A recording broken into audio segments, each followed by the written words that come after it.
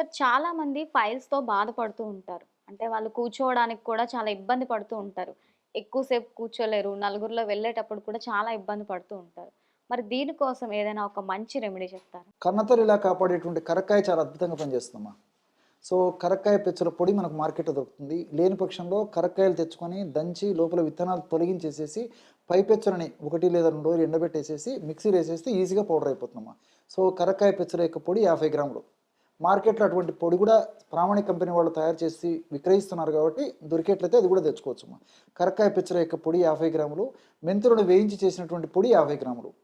ఈ 2 పదార్థాలను బాగా కలిపేసి ఒక గాజు సీసాలో నిల్వ ఉంచుకొని, రోజు ఉదయం ఆహారం తర్వాత ఒక్కసారి, రాత్రి ఆహారం తర్వాత ఒక్కసారి 200 ఎంఎల్ అంటే 200 ఎంఎల్ పల్చటి తాజా మజ్జిగలో హాఫ్ టీ స్పూన్ మనం తయారు చేసి పెట్టుకున్నటువంటి పొడి కలిపేసేసి రెగ్యులర్‌గా రోజు 2 సార్లు ఆహారం తర్వాత వాడుకోవడం వల్ల ఈ పైల్స్ వల్ల కలిగేటువంటి బాధ, పోటు, మంట, సలుపు, దురద ఇలాంటి లక్షణాలు తగ్గిపోతాయి.